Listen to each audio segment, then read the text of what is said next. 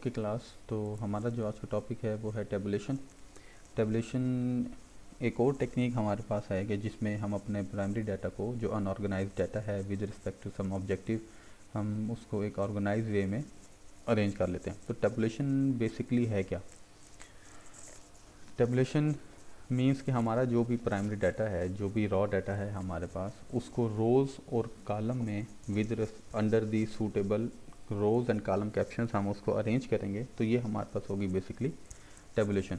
Tabulation में जो data हमारे पास अरेंज होगा, ये जो टेबल आपके सामने शो हो रही है, तो इस टेबल की शेप में हमारे पास डाटा एडजस्ट होता है, अरेंज करते हैं डाटा को with respect to our objective. तो इस टेबल को कंप्लीट किस तरह से करना है, किस तरह से स्टार्ट होता है, किस तरह से एंड होता है, कौन कौन से पॉइंट इसमें इंक्लूड होते हैं, तो इसको हम देखते हैं।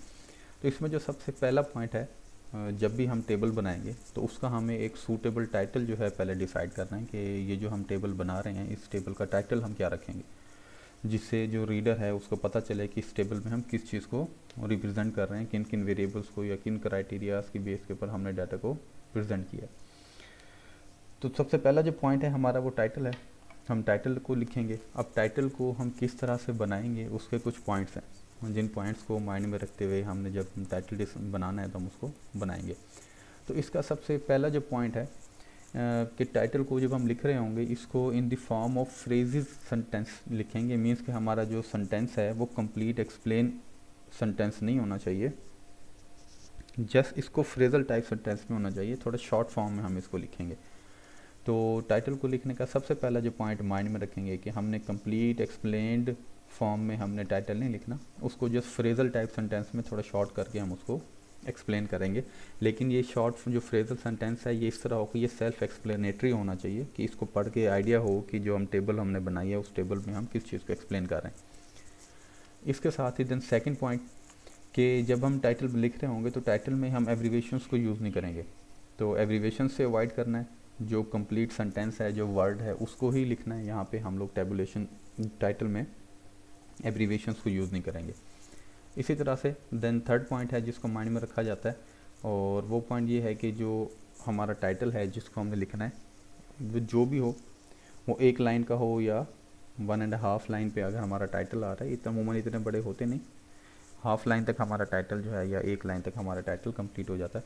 तो इसको हमने कैपिटल लेटर्स में लिखना है, ये कंप्लीट कैपिटल लेटर्स में होगा, इसको हमने स्मॉल लेटर्स में नहीं लिखना। जो फर्स्ट पॉइंट है, जिस तरह से देखें मैंने लिखा हुआ है टाइटल, तो मैंने कैपिटल लेटर्स में ही इसको लिखा हुआ है। तो टाइटल को जब हम जो भी हम टाइटल डिसाइड करेंगे कि हम ये इस जो टेबल हम बना रहे हैं उसका हम ये स्पेसिफिक टाइटल रख रहे हैं, तो उस टाइटल को हमने कैपिटल लेटर्स में लिखना है, उसको हम स्मॉल लेटर्स में नहीं लिखेंगे। देन उसके बाद है फोर्थ पॉइंट जिसको हम माइंड में रखते हैं टाइटल बनाते हुए, वो पॉइंट हमारा ये है कि जब आप टाइटल में डिफरेंट पार्ट्स को, डिफरेंट एट्रीब्यूट्स को मेंशन कर रहे होते हैं, तो देन उसमें हमारे पास क्या होगा, जब हम एक पार्ट से दूसरे पार्ट पे मूव कर रहे हैं तो उन दोनों के दरमियान जो सेपरेट करने के लिए हम कॉमा का यूज़ करेंगे और देन उसके बाद नेक्स्ट को लिखेंगे। लेट्स से मैं कहता हूँ कि पॉपुलेशन ऑफ अ डिस्ट्रिक्ट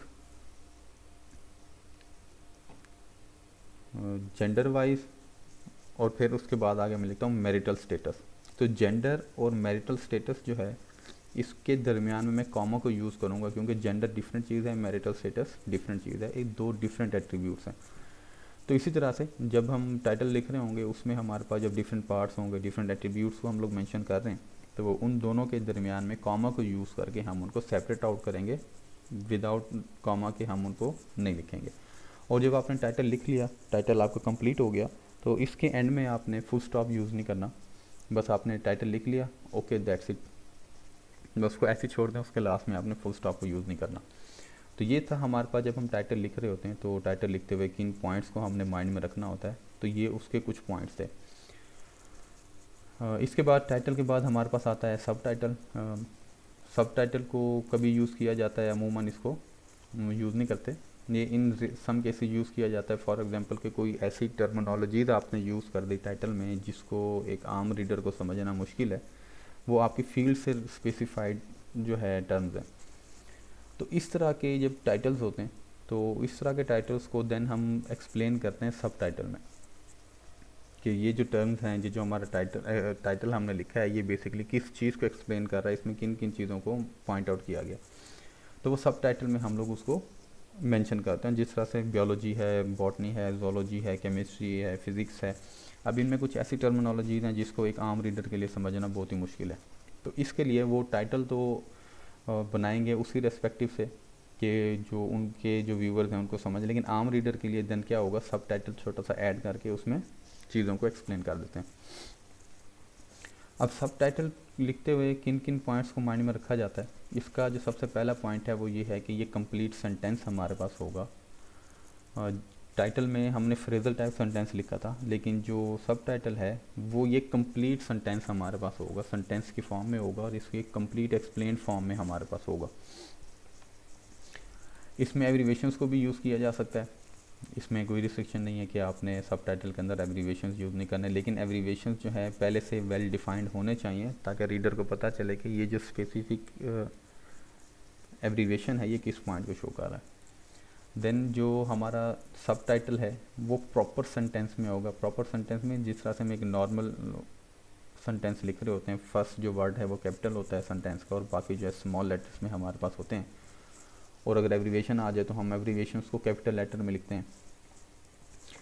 तो ये हमारे पास तीसरा पॉइंट है। और टाइटल में हमने जो सेंटेंस लिखा था वो कैपिटल लेटर्स में था, लेकिन सब टाइटल में ये प्रॉपर सेंटेंस में होगा, फर्स्ट कैपिटल होगा और बाकी स्मॉल लेटर्स हमारे पास होंगे। और इसमें जो फोर्थ पॉइंट है इसमें कॉमा भी यूज़ होगा और लास्ट में हम इसका फुल स्टॉप भी यूज़ करेंगे। डिफरेंट जो पार्ट्स हैं, एट्रीब्यूट्स हैं, उनको डिफ्रेंशिएट करने के लिए उनके दरमियान में कॉमा लगेगा और लास्ट में सेंटेंस जब आपका कंप्लीट हो जाए सब टाइटल आपका, तो उसके लास्ट में हम लोग फुल स्टॉप भी यूज़ करेंगे। उसके बाद हमारे पास आता है प्रीफेक्टरी नोट्स।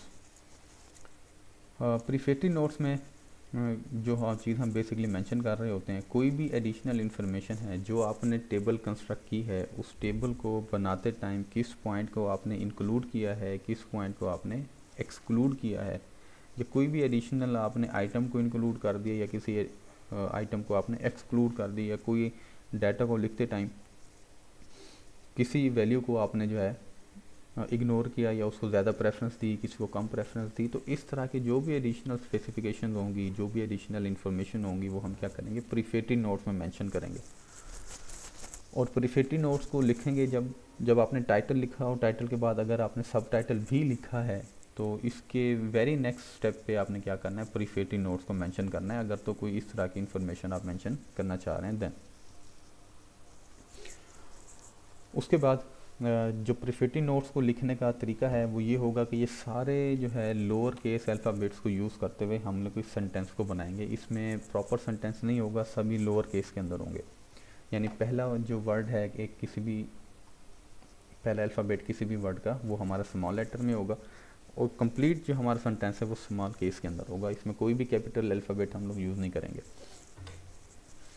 तो यहाँ पे एक चीज़ है कि हमने ये जो डिस्टिंग्विश्ड है कि भाई कैपिटल लेटर्स है, प्रॉपर सेंटेंस है, देन लोअर केस अल्फ़ाबेट्स या लोअर केस सेंटेंस में हम लोग जो है उसको लिख रहे हैं। तो ये डिफ्रेंशिएशन क्यों की गई है, इसकी जो बेसिक वजह है वो ये है कि जब आप टेबल के लिए टाइटल लिख रहे हो, सब टाइटल या प्रीफेक्टरी नोट्स को आप मेंशन कर रहे हो, तो जब आपने टाइटल लिखना है तो उससे पहले आपने ये टाइटल की हेडिंग नहीं डालनी, आपने जस्ट उसका टाइटल लिखना है।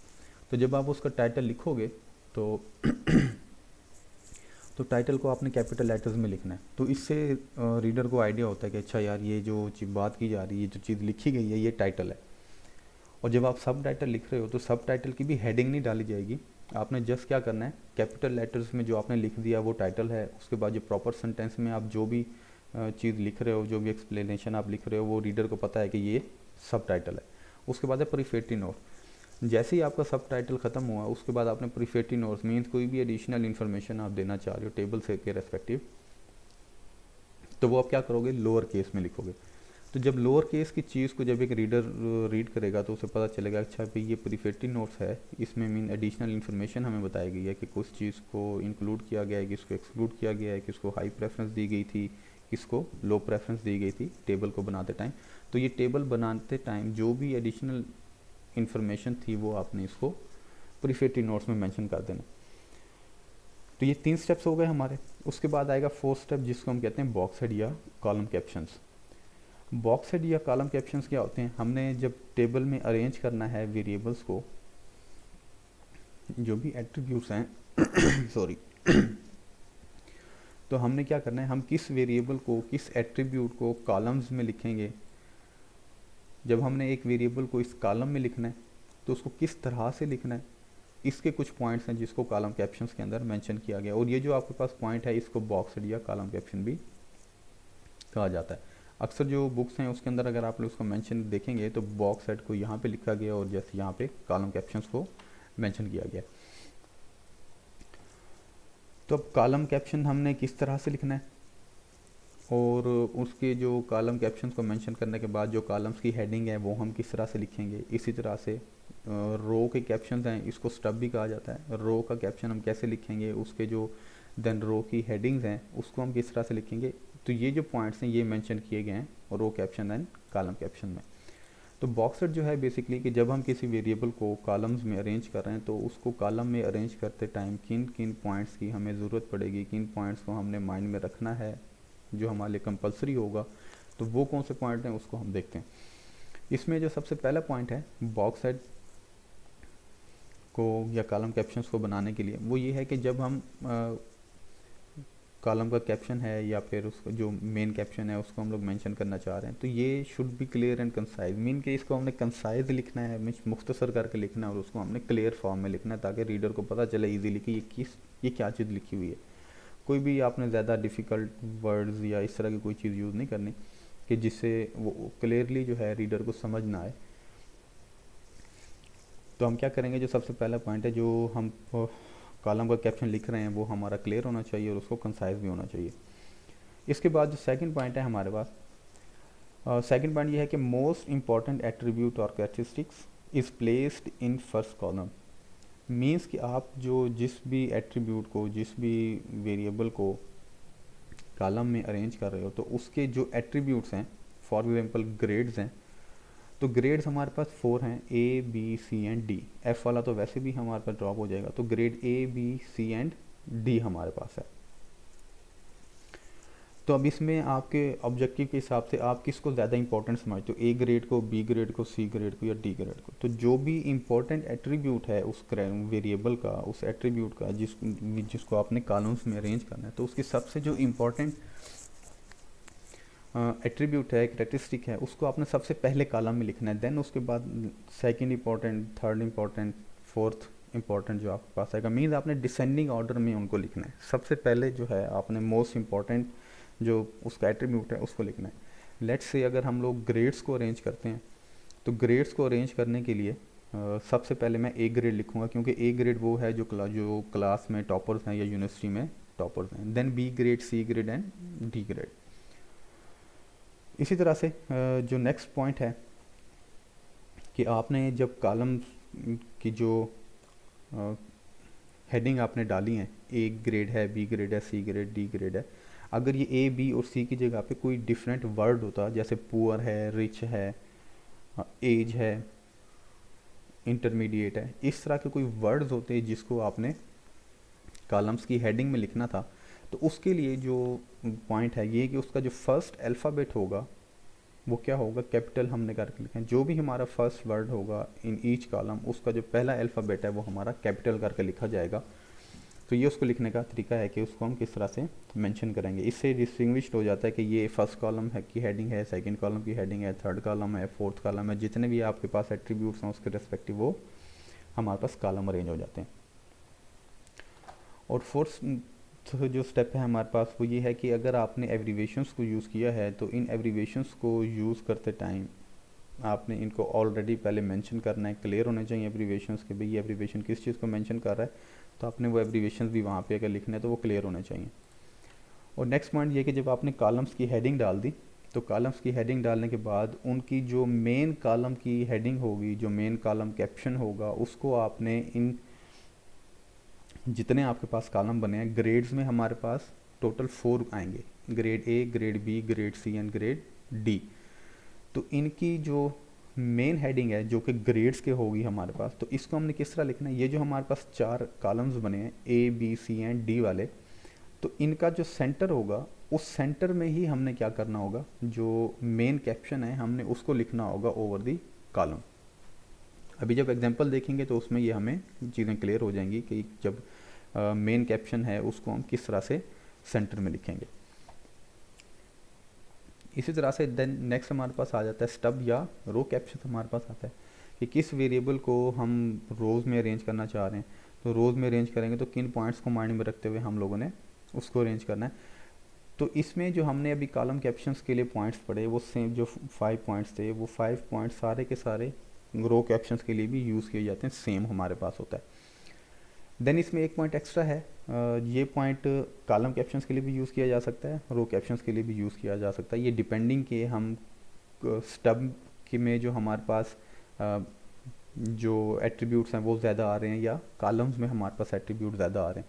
Stub is long and has several level of classification. Means अब हमारे पास स्टब में एक से ज़्यादा जो है ना लेवल ऑफ क्लासिफिकेशन है। मीन हमारे पास एक से ज़्यादा वेरिएबल हैं जिसको हम रोज़ में अरेंज करना चाह रहे हैं।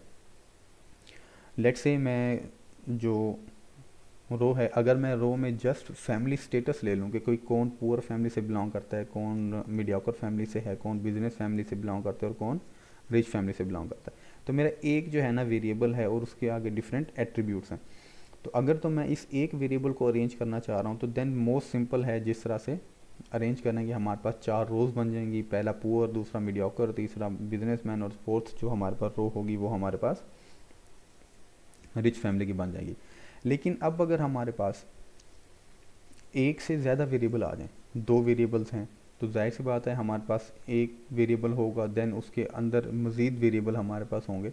फॉर एग्जांपल अब मैं यहाँ पे यूज़ करना चाह रहा हूँ 2 वेरिएबल्स को, एक फैमिली स्टेटस है और एज ग्रुप्स है। तो अब ऐसे स्टूडेंट जो पुअर फैमिली से बिलोंग करते हैं उनके 4 ग्रुप्स होंगे, या तो वो एज ग्रुप 1 में होंगे, 2 में होंगे, 3 या 4 में होंगे। इसी तरह से देन जो फैमिली स्टेटस है उसका सेकंड एट्रीब्यूट आएगा जो कि मीडियोकर है। मीडियोकर में भी देन हमारे पास जो स्टूडेंट हैं वो एज ग्रुप 1, 2, 3, 4 में किसी में भी एग्जिस्ट कर सकते हैं। देन नेक्स्ट आएगा वो हमारे पास आएगा बिजनेसमैन फैमिली। तो बिजनेसमैन फैमिली में भी स्टूडेंट्स हमारे पास इस तरह के होंगे जो कि बिलोंग कर रहे होंगे एज ग्रुप 1, 2, 3 या 4 में। इसी तरह से देन रिच फैमिली के लिए भी होगा।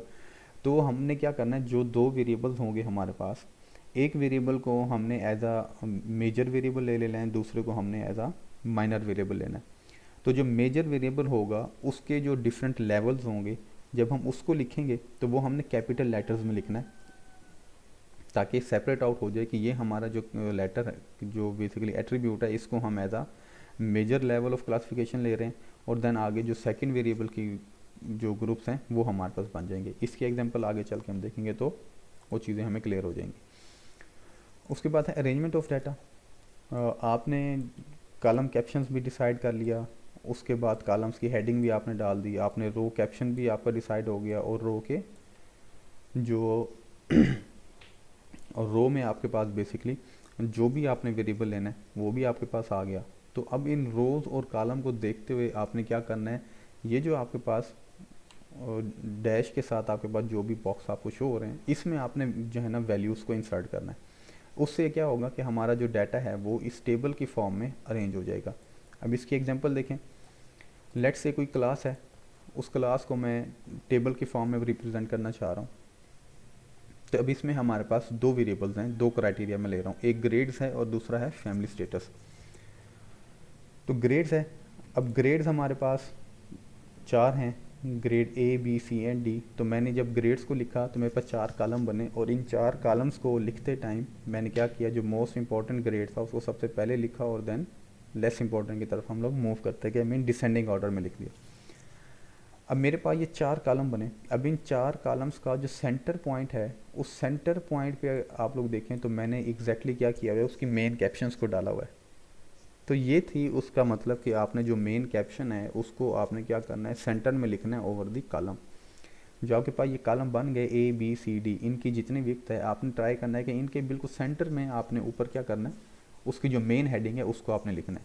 इसी पॉइंट को अगर आप लोग देखें, मैंने रो की कैप्शन लिखी poor, mediocre, business and rich family. तो इन 4 रोज के सेंटर में जो पॉइंट बनता था उस पॉइंट पे मैंने देखो क्या किया, जो हमारे पास रो का मेन कैप्शन था उसको मैंने यहाँ पे मेंशन कर दिया। तो ये जस्ट क्या है, टेबल को ज़्यादा एट्रैक्टिव वे में रिप्रेजेंट करने का वे है, जिससे लोगों को अट्रैक्शन ज़रा ज़्यादा होगी कि यार ये टेबल बड़ी अच्छी बनी हुई है, और वो थोड़ा सा इंटरेस्ट फिर उसको रीड करने में ज़रा ज़्यादा ले लेते हैं। तो इस तरह से हम क्या करेंगे, जो हमारे ग्रेड्स हैं और जो हमारे फैमिली स्टेटस हैं उसको रोज़ और कॉलम में हम एडजस्ट कर देंगे। अब उस क्लास में कितने स्टूडेंट हैं जो ए ग्रेड वाले हैं और पुअर फैमिली से बिलोंग करते हैं, उस टोटल कितने स्टूडेंट हैं मैंने वो मेंशन कर दिया, 12 स्टूडेंट्स हैं। इसी तरह से कितने स्टूडेंट हैं जिनका ग्रेड बी है और वो पुअर फैमिली से बिलोंग करते हैं, वो टोटल 2 स्टूडेंट्स हैं, उसको मेंशन कर दिया। इसी तरह से कितने स्टूडेंट हैं जो सी ग्रेड है और वो मीडियोकर फैमिली से बिलोंग करते हैं, वो टोटल 4 स्टूडेंट्स हैं। इसी तरह से हम क्या करेंगे, जो भी हमारे पास क्लास है उस पूरी क्लास को हम इन रोज़ और कॉलम के रेस्पेक्टिव क्या करते जाएंगे, एडजस्ट करते जाएंगे, और हमारे पास जो ये वैल्यूज़ हैं वो हमारे पास बिल्कुल क्लियर अरेंज हो जाएंगी इनटू रोज़ एंड कॉलम्स। और जब हमारे पास वैल्यूज़ रोज़ और कॉलम में अरेंज हो जाएंगी तो सिंपली हम क्या कहेंगे, ये जो हमारी टेबुलेशन है, ये हमारी जो टेबल है ये बन गई। अब इसमें क्या क्या चीज़ें आएंगी, सबसे पहले टाइटल आएगा, अगर ज़रूरत है तो सब टाइटल को भी लिखेंगे, और अगर ज़रूरत है तो हम लोग इसमें फर्दर प्रीफेटिव नोट्स को भी लिखेंगे। देन उसके बाद बॉक्स हेड और स्टब में हम लोग आएंगे, उसके बाद डाटा को अरेंज करेंगे। जब आपकी ये टेबल बन गई, आपने ये डाटा सारा एडजस्ट कर दिया, तो इसके बाद जो नेक्स्ट स्टेप है वो आपके पास आएगा सोर्स नोट्स का। सोर्स नोट्स बेसिकली क्या है कि आपने डाटा को कलेक्ट कहाँ से किया है। अगर तो आपका प्राइमरी डाटा था तो आपने कहाँ से कलेक्ट किया, अगर सेकेंडरी डाटा था तो किस डिपार्टमेंट से, किस इंस्टीट्यूट से आपने जाके या किस पब्लिकेशन से आपने डाटा को लिया, तो आपने उसका कंप्लीट रेफरेंस देना है कि आपने डाटा की कलेक्शन कहाँ से की थी, और उस डाटा को फिर हम लोगों ने इसमें अरेंज किया। तो नेक्स्ट हमारे पास सोर्स नोट्स आ जाएगा जिसमें हम लोग रेफरेंस डालेंगे। उसके बाद आता है हमारे पास फुट नोट्स। फुट नोट्स में एक चीज़ बड़ी इंपॉर्टेंट है, वो माइंड में रखने वाली है। अब जब आप लोग टेबल बना रहे थे, फॉर एग्जांपल ऐसे स्टूडेंट जो ग्रेड ए वाले हैं और वो पुअर फैमिली से बिलोंग करते हैं, तो देखिए मैंने उसमें जो नंबर ऑफ़ स्टूडेंट्स एंड 12 थे, मैंने 12 लिखी, उसके साथ एक सिंबल यूज़ किया स्टार का। इसी तरह से ग्रेड बी के स्टूडेंट और मीडियोकर फैमिली वाले, इनका साथ भी देखिए मैंने एक सिंबल छोटा सा यूज़ किया हुआ है। इसी तरह से सी ग्रेड वाले और मीडियोकर फैमिली, इनके साथ भी मैंने एक सिंबल यूज़ किया। ये सिंबल क्यों यूज़ किए जाते हैं, फुट नोट्स में आपने इन सिंबल्स को एक्सप्लेन करना होता है। आप जब टेबल को बना रहे हो, डाटा को अरेंज कर रहे हो, तो डाटा को अरेंज करते टाइम आपको लगा यार इस ऑब्जर्वेशन में कोई ना कोई मिस्टेक है, कोई फ्लॉ है, तो उस फ्लॉ के रिप्रेजेंट करने के लिए हम क्या करते हैं, जिस भी स्पेसिफिक ग्रुप के लिए आपको डाउट होता है कि यार ये जो ऑब्जर्वेशन है, ये जो वैल्यूज़ हैं, या ये जो ग्रुप मेरा बन रहा है, इसमें मुझे डाउट है कि इसमें कोई वैल्यूज़ गलत हैं, तो हम क्या करेंगे, उस वैल्यू के सामने एक कोई भी सैम्बल यूज़ करेंगे और उस सैम्बल को फुट नोट में यूज़ करेंगे। जिस तरह से मैंने फुट नोट में ये सैम्बल डाला हुआ है, और इसके सामने हम लिख देंगे कि यार ये जो हमने सैम्बल यूज़ किया है, ये सैम्बल किस चीज़ को रिप्रेजेंट कर रहा है, कि कौन सा ऐसा फ्लॉ है जो मुझे लगा कि ये हमारे पास है। मैं इसको लिख देता हूँ, लेट्स सपोज कि कुछ स्टूडेंट क्लास में ऐसे होते हैं कि जिसके बारे में लोगों बाकी फेलोज़ को इतना ज़्यादा आइडिया नहीं होता कि वो उनका फैमिली स्टेटस क्या है, वो किस फैमिली से बिलोंग करते हैं। तो कुछ स्टूडेंट एब्सेंट थे, तो उनकी जगह पे कुछ स्टूडेंट जो हैं उनके फेलोज़ थे, उन्होंने बताया कि सर ये जो है स्टूडेंट, इसका ग्रेड ए है। ग्रेड का तो सारों को पता होता है क्लास में, तो फैमिली का उन्होंने अपनी मर्ज़ी से बता दिया, और एक्चुअल में वो पुअर फैमिली से बिलोंग नहीं करता था। तो इस वजह से क्या होगा, तो इस तरह का जो पॉइंट आपके माइंड में आया, आपको डाउट हुआ, तो उस चीज़ को हम क्या करेंगे, खुद से मेंशन करेंगे। हमने ये सैम्बल डाला और इसके सामने लिख देंगे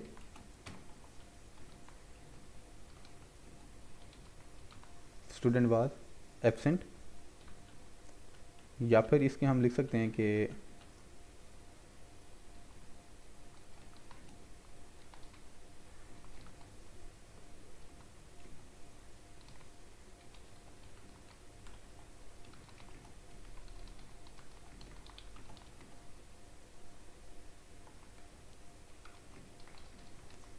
ये हमने मेंशन कर दिया। जो भी एक डाउट हमारे माइंड में था हमने उसको लिख लिया। अब लेट्स सपोज हमारे पास जो ग्रेड बी है और मीडियोकर फैमिली वाले हैं, इसमें क्या था,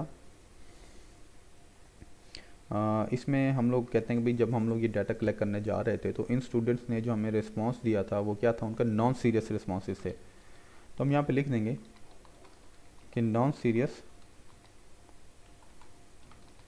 रिस्पॉन्सेस, ये जो रिस्पॉन्सेस है ये नॉन सीरियस है, अब हमें पता नहीं है कि ये रिस्पॉन्स ठीक हैं या नहीं। तो इस तरह की कोई भी चीज़ जो आप लोग नोट करते हो तो इस तरह की जो वैल्यू होगी उसको हम क्या कर देंगे, फुट नोट्स में आके मेंशन कर देंगे। तो ये हमारा पूरा क्राइटेरिया था कि किस तरह से हम लोग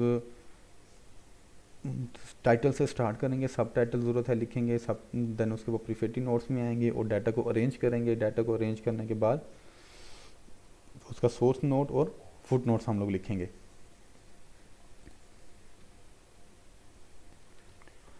तो इस तरह से हमारी जो टेबल है वो कंप्लीट हो जाएगी। बाकी एक और पॉइंट था इसमें जो मैंने आप लोगों को बताया था कि अगर हमारे पास एक से ज़्यादा वेरिएबल्स को हम लोग रोज़ में या कॉलम्स में अरेंज करते हैं तो उसको किस तरह से अरेंज करेंगे, इसकी जो एग्जांपल है ये मैंने आप लोगों के सामने ड्रॉ की है। अब लेट्स से हमारे पास ये है कि हमने जो रोज़ है, रोज़ में हमने 2 वेरिएबल्स को लिया और कॉलम में हम एक ही वेरिएबल को ले रहे हैं जो हमारे ग्रेड्स हैं। तो अब हमारे पास 2 वेरिएबल्स हैं जो हम रोज़ में या स्टब में एडजस्ट करेंगे। पहला है फैमिली स्टेटस और दूसरा है एज ग्रुप। मैं क्लास के एज ग्रुप बना लेता हूँ 16 to 17, 17 to 18, 18 to 19 and 19 to 20, ये 4 ग्रुप्स मेरे बन गए। तब इन दोनों में से एक ग्रुप हमारा as a major group select होगा और दूसरा हमारा उसके अंदर माइनर ग्रुप सिलेक्ट करेंगे। तो हम लोग फैमिली स्टेटस को एज अ मेजर लेवल्स हम ले रहे हैं। तो हमारे पास फैमिली स्टेटस का सबसे पहला जो एट्रीब्यूट है वो है पुअर फैमिली। तो हमने क्या करना है, जब हम मेजर लेवल्स को लिख रहे होंगे तो मेजर लेवल्स को हमने कैपिटल लेटर्स में लिखना है।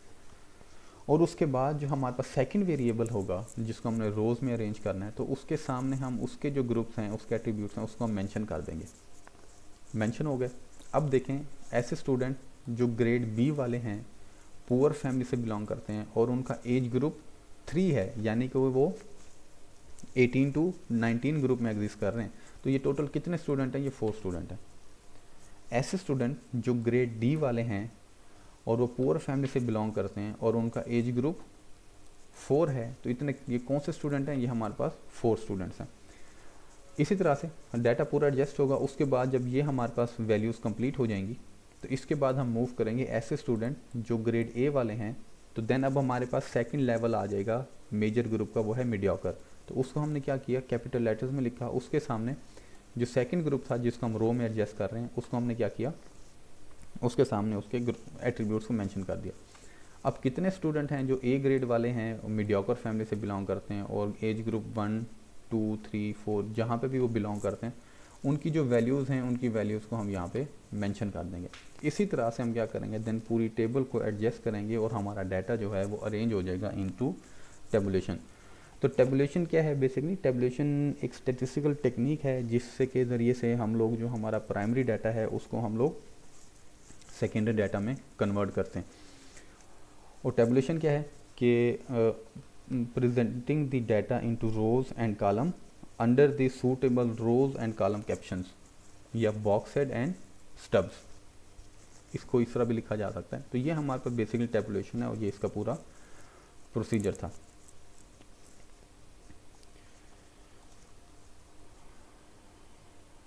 अगर कोई पॉइंट इसमें समझ नहीं आया तो आप लोग पूछ सकते हैं। उम्मीद है कि टॉपिक क्लियर हो गया होगा कि टेबुलेशन क्या है और उसमें किन किन पॉइंट्स को देखा जाता है और किस किस तरह से उन पॉइंट्स को हम लोग यहाँ पे मेंशन कर रहे होते हैं।